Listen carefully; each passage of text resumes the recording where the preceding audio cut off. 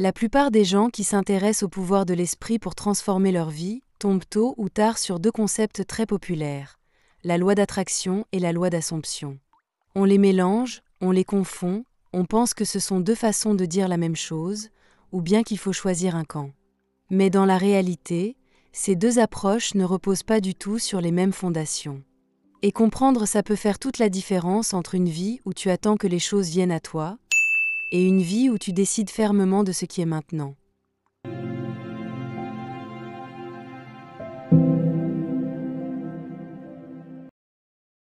La loi d'attraction, dans sa forme la plus connue, part de l'idée que tu attires à toi ce que tu ressens, ce sur quoi tu te concentres, ce à quoi tu penses souvent. Elle repose sur une sorte de miroir. Tu es comme un aimant qui attire des expériences semblables à ton état intérieur. Si tu es dans la peur, tu attires des raisons d'avoir peur. Si tu es dans la gratitude, tu attires plus de choses à apprécier. Beaucoup de gens utilisent cette approche en pratiquant des affirmations positives, en visualisant leurs désirs comme s'ils allaient arriver, en essayant de maintenir une attitude joyeuse et optimiste pour faire venir le résultat. Mais il y a un détail important à observer. Dans cette approche, on parle souvent du futur. On attend que quelque chose vienne. On imagine que ce qu'on veut est en route. On se voit attirer ce qu'on souhaite, comme si c'était encore à l'extérieur, séparé de soi, et qu'on devait vibrer de la bonne manière pour que ça s'approche. Il y a donc une attente, parfois une impatience, souvent une pression invisible. La loi d'assomption, quant à elle, a été mise en avant par des métaphysiciens comme Neville Goddard. Elle repose sur une logique radicalement différente. Elle dit « Tu n'attires pas ce que tu veux, tu expérimentes ce que tu crois être vrai maintenant dans ta conscience. » C'est-à-dire que ton monde extérieur reflète directement ce que tu as accepté comme étant déjà établi dans ton monde intérieur. Pas dans le futur, mais maintenant. Il ne s'agit pas d'espérer, ni d'essayer de bien penser. Il s'agit de t'installer intérieurement dans une certitude silencieuse. Tu ne demandes pas quelque chose, tu assumes que c'est déjà là, que c'est accompli, que c'est ton état naturel. Et tu vis depuis cette conviction. Tu réagis aux situations comme quelqu'un qui sait que c'est fait. Tu marches, tu parles, tu penses, tu décides à partir de cette position intérieure de complétude. Ce qui change tout ici, c'est que tu ne cherches pas à attirer quelque chose à toi. Tu ne dis pas « je vais rencontrer l'amour de ma vie », tu assumes que c'est ton état actuel. Tu te comportes comme si c'était déjà ton expérience, avec une conviction profonde qu'il ne te viendrait même pas à l'idée de douter. Cette posture change tout, car elle ne laisse aucune place à l'attente. Elle ne fonctionne pas avec les expressions comme « un jour je l'aurai », mais plutôt avec les expressions du genre « c'est maintenant », « c'est fait », « c'est accompli ». Et c'est ainsi que beaucoup de gens se sentent perdus, parce qu'ils ont encore l'habitude d'attendre des résultats pour croire. Même si la loi d'attraction et la loi d'assomption n'ont pas les mêmes fondements, elles ont quand même quelques points communs qui créent souvent la confusion. Et c'est normal, parce qu'à première vue, elles semblent parler de la même chose. Transformer sa vie à partir de l'intérieur. Les deux reconnaissent que le monde extérieur n'est pas une cause, mais un effet. Elles pointent toutes les deux vers l'idée que tu ne dois pas courir après les choses, mais comprendre que ce qui se manifeste à l'extérieur est le reflet d'un mouvement intérieur. C'est ce principe fondamental qui fait qu'on les relie souvent, même quand on ne comprend pas encore ce qui les distingue. Les deux approches mettent aussi en avant la puissance de l'imagination, même si elles ne l'utilisent pas exactement de la même manière. Dans les deux cas, ce que tu conçois mentalement influence ta réalité. Si tu imagines régulièrement un scénario dans lequel tu vis ce que tu désires, tu conditionnes ton monde à s'ajuster à cette image. Le pouvoir de l'image mentale est donc central dans les deux lois. Sauf que dans la loi d'attraction, tu visualises dans l'idée que cela va venir, alors que dans la loi d'assomption, tu vis la scène comme si c'était déjà derrière toi, comme si tu en revenais. Un autre point commun, c'est l'idée de responsabilité. Les deux te font comprendre que tu ne peux pas rejeter la faute de ce que tu vis sur les autres, sur les circonstances, sur le hasard. Elles te rappellent que tout part de toi. Elles te demandent de regarder en toi, d'observer ce que tu crois, ce que tu ressens, ce que tu décides en silence. Elle te montre que rien ne se passe vraiment sans ton consentement intérieur. Et ça, c'est un message puissant qui pousse à se réveiller. Maintenant, on va plonger dans leurs vraies différences, celles qui peuvent totalement changer ta façon de manifester tes désirs.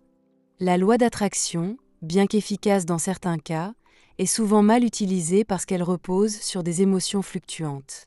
Beaucoup de gens pensent qu'ils doivent se sentir bien tout le temps pour attirer ce qu'ils veulent. Alors ils se forcent à sourire, à se répéter des phrases positives, à éviter toute pensée négative. Et dès qu'ils doutent un tout petit peu, ils croient avoir tout gâché.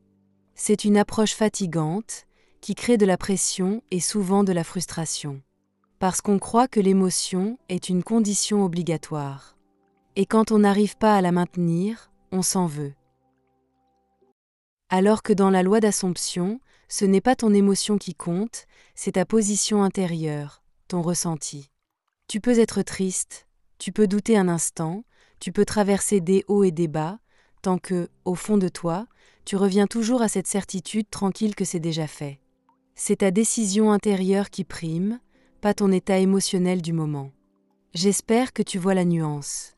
L'un te demande de contrôler comment tu te sens, l'autre t'invite à stabiliser ce que tu crois être déjà vrai, peu importe ce que tu ressens sur l'instant.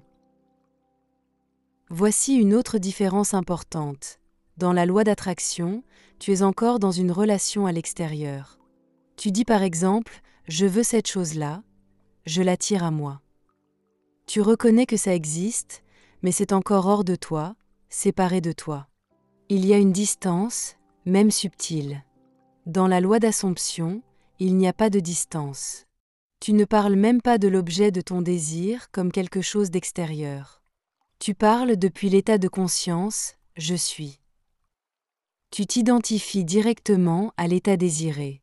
Tu ne dis pas « je veux être aimé », tu dis plutôt « je suis aimé ». Et tu ne le dis pas en espérant que ce soit vrai, tu le dis parce que tu l'as décidé.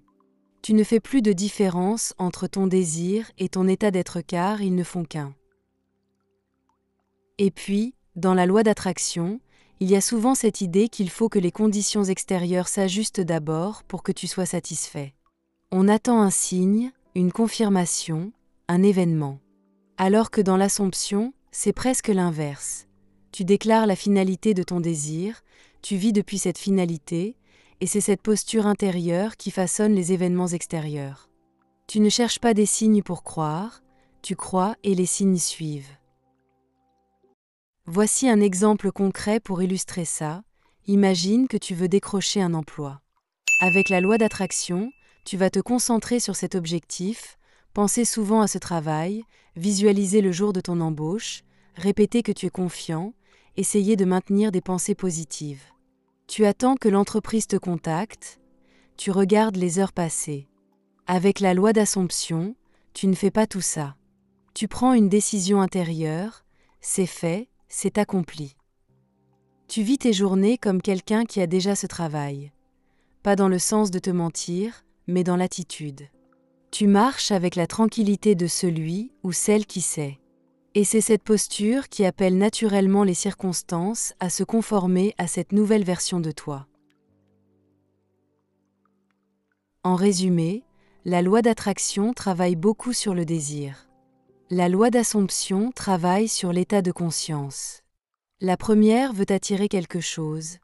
La deuxième incarne déjà ce quelque chose. La première regarde le futur et la deuxième vit depuis une fin accomplie.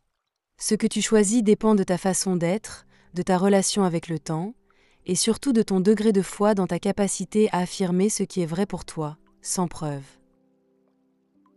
Et c'est ce que je t'invite à explorer maintenant. Te poser la question suivante. Est-ce que je préfère désirer ou décider ? Est-ce que je veux continuer à espérer que quelque chose vienne à moi ? Ou est-ce que je suis prêt à me positionner intérieurement comme si c'était déjà fait ? La réponse ne se trouve pas dans ce que tu veux, elle se trouve dans ce que tu es prêt à accepter maintenant. Tu peux maintenant laisser cette réflexion s'infuser, et si tu veux, reviens à cette vidéo chaque fois que tu sens que tu oublies où réside ton vrai pouvoir. Alors maintenant, tu sais ce que signifie vraiment la loi d'attraction. Tu sais aussi ce que signifie la loi d'Assomption. Tu as vu comment elles peuvent se ressembler, et tu as surtout compris ce qui les distingue fondamentalement. Ce n'est plus une question de technique, ni de méthode. C'est une question de position intérieure, de posture, de manière de penser, de manière de voir le monde. Parce qu'au final, la vraie transformation, ce n'est pas dans les affirmations, les rituels ou les visualisations. C'est dans le regard que tu portes sur toi. Tu peux très bien utiliser la loi d'attraction comme une porte d'entrée. Tu peux l'aimer, la pratiquer, et même obtenir des résultats avec. Beaucoup de gens l'ont fait, et c'est une bonne chose pour eux. Mais à un moment, si tu veux aller plus loin, tu vas forcément ressentir ce besoin de ne plus dépendre de ton état émotionnel, de ne plus attendre que quelque chose te confirme que c'est en route. Tu vas vouloir faire ce saut, ce moment où tu décides que tu n'attends plus rien, où tu ne veux plus désirer mais tu veux incarner. Ce moment-là est donc le tournant. Tu ne cours plus après l'objet, tu n'espères plus que les choses arrivent, mais tu fais un choix intérieur. Tu choisis de marcher comme si c'était déjà accompli. Tu choisis de vivre depuis cet endroit où tu sais que c'est déjà vrai pour toi. Et c'est là que tout change, pas forcément dans l'immédiat, pas forcément du jour au lendemain. Mais intérieurement, tu n'es plus le même. Tu n'es plus celle ou celui qui attend, tu es celle ou celui qui sait que c'est déjà accompli. Et tu vas voir que plus tu fais ça, plus tu vas développer une sorte de calme profond. Tu ne cherches plus à convaincre qui que ce soit. Tu ne ressens même plus le besoin d'en parler autour de toi. Parce que cette vérité, tu la portes en toi. Elle t'accompagne, elle t'habite, elle devient naturelle et évidente. Et à ce moment-là, tu comprends que le monde extérieur n'a jamais eu le dernier mot. Il te répond seulement comme un miroir fidèle à ce que tu as affirmé en silence. Alors si je peux te laisser avec une seule chose, c'est celle-ci. Ne cherche pas à choisir entre ces deux lois parce qu'elles sont à la mode ou parce que l'une semble plus spirituelle que l'autre.